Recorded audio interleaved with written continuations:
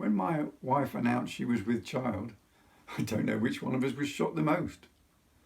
Neither of us had considered the possibility, me being her fourth husband and all. A fruitful union had not been something we'd ever discussed. At almost 36, Catherine was considered too mature to safely navigate the perilous sea of the childbed. Despite the misgivings of those around us, we nonetheless were happy to be so blessed. At this point, I feel I should address the elephant in the room. There has been much written of the Lady Elizabeth's time in the care of her stepmother, not much of which shows Thomas Seymour in a favourable light. However, it would serve little purpose to attempt to put any of what may or may not have occurred into a context which could justify the misguided and ill-conceived actions of an ambitious man. Thus, I will leave this episode to be dealt with by the lady herself, if, indeed, she wishes to discuss the subject. Whatever you choose to make of those events, it resulted in her being swiftly dispatched into the care of the Denny household. Of marriageable age, a suitable political match would be sought for Elizabeth in the fullness of time. Having moved to the idyllic countryside of the Cotswolds, we made our home at my newly acquired magnificent Sudeley Castle. It was here that our daughter Mary was presented to me in August 1548. We were ecstatic with our little girl's safe arrival. Catherine initially appeared well, and none the worse for her journey into the childbed. But we rejoiced too soon. Her condition began to deteriorate. As fever took hold of her, all efforts to comfort and heal were in vain.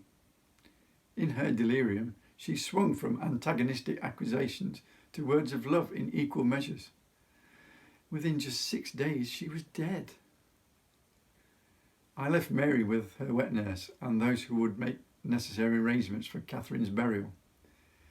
As is the way of my time, I would not be present for her being laid to rest, the chief mourner being our charge, the Lady Jane Grey. Catherine would be the only English queen to be buried in a private chapel, and hers was the first Protestant funeral to be held in England. She is still there, in a beautiful tomb in the chapel at Sudeley Castle, and visited to this very day. Now an insanely rich widower, I became one of the most eligible men in the country. When I left for London, I had a clear vision of how I would challenge my brother's power. Edward was clearly rattled, as he called together the council to interrogate me. But I would not be questioned by a kangaroo court, so I was a no-show. As I might have mentioned, Princess Elizabeth was now of an age at which it was generally considered ready for marriage, and so yes, I once more asked for her hand. Again, she rejected me. Her loss. She could do a lot worse in my opinion. Desperate, I then had what was in hindsight another rather ill-conceived plan: to gain custody of my 11-year-old nephew. Sound judgement wasn't one of my strengths. To my mind, to hold him would be the key to holding power. And so I entered Hampton Court Palace via the Privy Garden, quietly arriving outside his bedchamber. I'm clearly no ninja, as I awoke one of his pesky pet spaniels. The dog was making such a racket, threatening to give me away. So, with the loaded pistol I just happened to have, I shot it. I know, totally cruel, senseless and inspired. The barking may not have raised the alarm, but the gunshots sure as hell did. What was I thinking?